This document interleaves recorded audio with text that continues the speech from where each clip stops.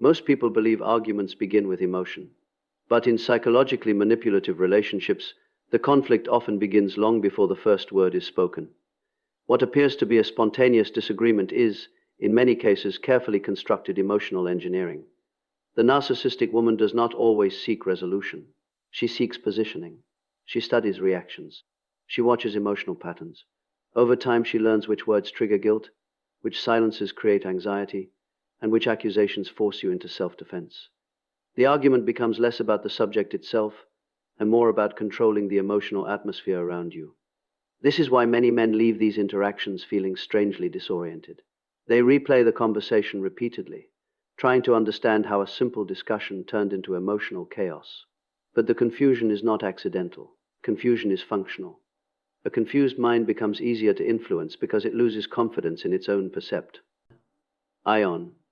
Once that happens, the manipulator gains psychological territory without needing physical force. Carl Jung often spoke about the unconscious aspects of human behavior, the hidden motives people rarely admit even to themselves. And this is important to understand here, because many narcissistic individuals are not consciously scripting every move like villains in a film. Much of this behavior emerges from deep insecurity and an unstable sense of self. Control becomes a survival mechanism. If they can control your emotions, they temporarily escape their own internal instability. So the fight is rarely about the forgotten text message, the delayed reply, the harmless interaction, or the minor disagreement. Those are merely entry points. The real objective is emotional destabilization. Once you become reactive, angry, defensive, or desperate to prove yourself, the dynamic shifts in their favor. You stop observing the manipulation and start drowning inside it. And the tragedy is that good-hearted people are often the most vulnerable to this pattern. Why? Because they assume sincerity.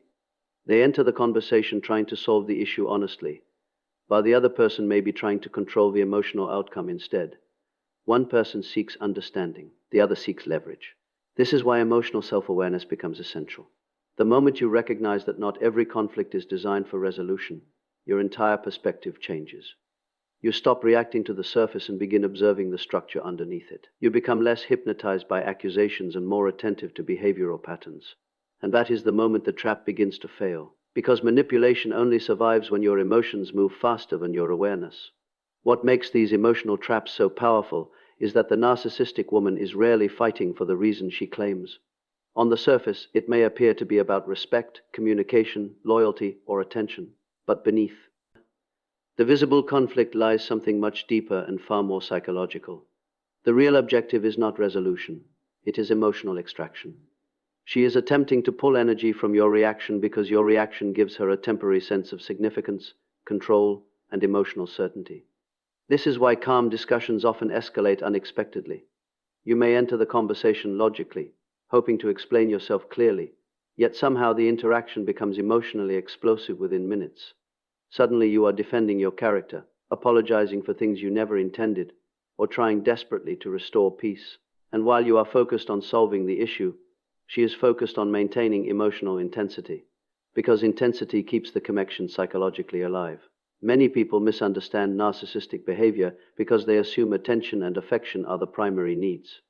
But often, emotional control matters more than love itself, even negative emotional reaction. NS can feel rewarding to someone who fears emotional emptiness. Your anger, frustration, confusion, jealousy, or desperation all confirm one thing. She still has psychological influence over your internal world. Jung believed that unresolved inner chaos often projects itself outward onto other people. A narcissistic woman may carry deep unconscious fears of abandonment, inadequacy, or emotional insignificance. But instead of confronting those fears directly, she attempts to regulate them externally through manipulation. If she can provoke you emotionally, she no longer has to sit alone with her own instability. Your reaction becomes proof that she matters, that she still holds power. And this is why emotional withdrawal terrifies manipulative people more than conflict itself. Anger still creates connection. Defending yourself still creates engagement. But calm detachment removes the emotional fuel entirely. It interrupts the cycle they depend on. Suddenly the performance no longer PR. Produces the desired effect. You begin to notice something fascinating at this stage. The harder you try to explain yourself emotionally, the less clarity exists between you. But the moment you stop feeding the emotional chaos, the structure of the manipulation becomes visible. The accusations repeat, the guilt tactics repeat, the emotional pressure repeats. Different situations, same psychological pattern. This realization changes a person profoundly because you stop believing every emotional demand deserves immediate emotional access to your mind. You become more observant, more disciplined, more internally anchored. And once that happens, manipulation loses much of its power. Because the narcissist was never truly feeding on the argument itself. They were feeding on your reaction to it. The emotional trap begins to collapse the moment you stop reacting the way she expected. This is the part most people misunderstand. They believe strength means winning the argument, exposing the manipulation, or finding the perfect words to defend themselves. But psychological power rarely comes from emotional intensity. More often it comes from emotional regulation. The narcissistic woman prepares herself for resistance, anger, pleading, and emotional chaos. What she does not prepare for is calm detachment. When you remain composed, something unusual happens. The entire dynamic starts malfunctioning. The manipulative patterns that once controlled the emotional atmosphere suddenly lose precision. Your silence no longer gives her clear emotional data. Your calmness removes the certainty she depended on.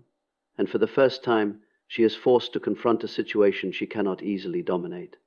This is why many narcissistic individuals become even more provocative when you stop reacting.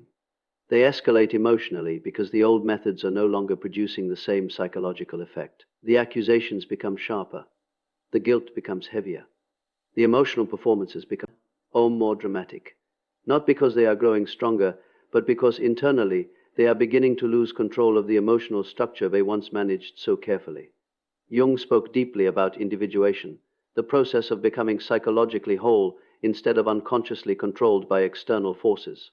And this is exactly what begins happening here. The moment you stop seeking validation from the manipulator, your identity starts returning to you. You no longer feel compelled to explain every intention, defend every decision, or chase emotional approval just to restore temporary peace.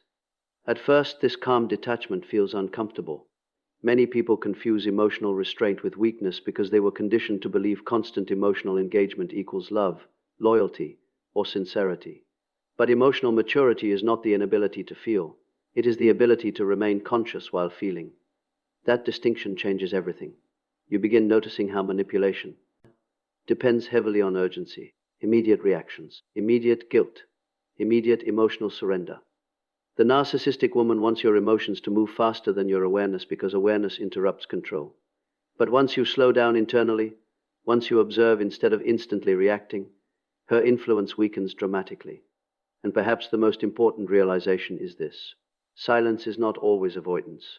Sometimes silence is self-protection. Sometimes it is discipline.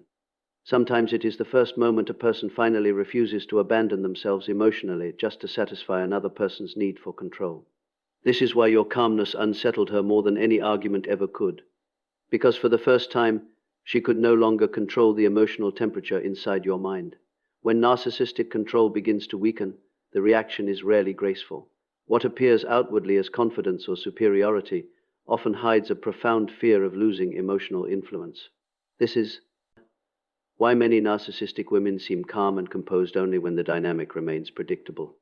As long as they can shape your emotions, direct your attention, or pull you back into confusion, they feel psychologically secure. But the moment the control starts slipping away, something deeper begins to surface. Panic, not always obvious panic. Sometimes it appears as rage, sometimes as sudden affection, sometimes as guilt, tears, victimhood, or dramatic accusations. But underneath these shifting behaviors lies the same psychological reality: the fear of losing emotional access to you. This is important to understand because many people misinterpret these reactions as proof of love or emotional depth. They think, if she is reacting this strongly, she must truly care.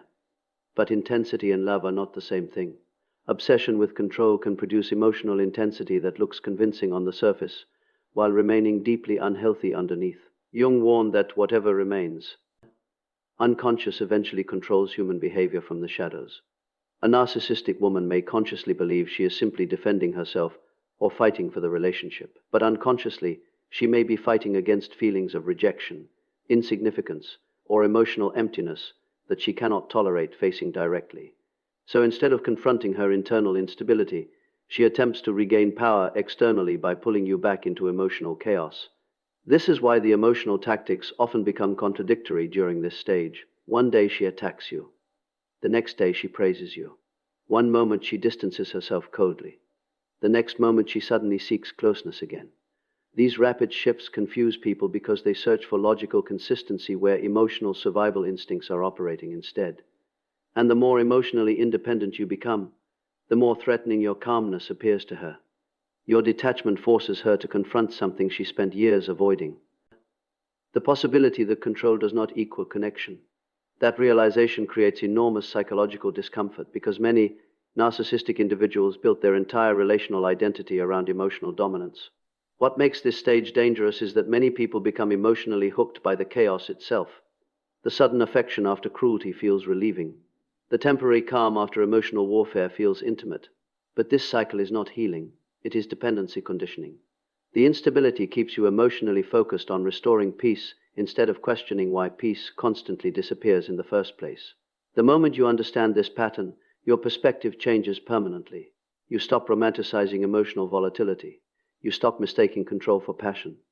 And most importantly, you stop feeling responsible for fixing someone who only feels secure when others are emotionally unstable. Because a person who panics when they lose control was never truly seen.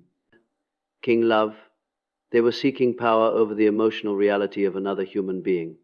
There comes a moment in psychologically manipulative relationships when the greatest act of resistance is no longer confrontation, it is withdrawal. Not physical withdrawal alone, but emotional withdrawal from the endless cycle of provocation, defense, guilt, and confusion. This is the moment the narcissistic woman struggles to understand because her influence depended heavily on your emotional availability. As long as she could reach inside your mind and alter your emotional state, the connection remained under her control. But the moment you detach internally, the entire structure begins to weaken. Most people think power is loud. They imagine strength as dominance, emotional intensity, or verbal victory. But psychological strength often appears very differently. It appears as stillness, as restraint, as the ability to remain centered while someone else desperately attempts to pull you into emotio. Now turbulence. This is why your detachment became more powerful than any argument you could have made. Arguments keep the emotional bridge alive. Defending yourself keeps you psychologically engaged. Even anger continues the connection because it proves the other person still has access to your emotional system. But calm indifference creates something manipulative people fear deeply: uncertainty. Suddenly, she no longer knows how much influence she has over you. Your silence removes emotional feedback. Your composure removes predictability. And for someone who relied on controlling emotional reactions, this loss of certainty feels profoundly destabilizing. Jung believed that human beings often project unresolved inner conflicts onto others rather than confronting themselves honestly. In narcissistic dynamics, this projection becomes constant. The narcissistic woman blames others for the instability she secretly feels within herself. She creates emotional storms externally because Nirna's silence feels unbearable. But when you stop participating in the storm, she is left alone with the very emotions she spent years trying to escape. And this is why detachment often triggers escalation. The manipulator senses the loss of emotional control and attempts to recover it through stronger tactics. More guilt, more emotional pressure, more dramatic reactions, sometimes even sudden kindness or vulnerability. But if you observe carefully, you begin noticing something revealing. The behavior changes according to what regains influence over you. That realization becomes psychologically liberating because you stop personalizing every emotional shift. You stop asking, "Why is she acting this way?" and begin asking, "What reaction is this behavior trying to produce in me?" That single shift in awareness restores enormous emotional clarity. The truth is, emotionally manipulative people often survive through emotional dependency. They need constant reassurance that they can still affect your inner world. But once your peace no longer depends on their approval, moods, or validation, something irreversible happens. You become psychologically difficult to control. And to a narcissistic mind, nothing is more threatening than a person who can no longer be emotionally moved at will.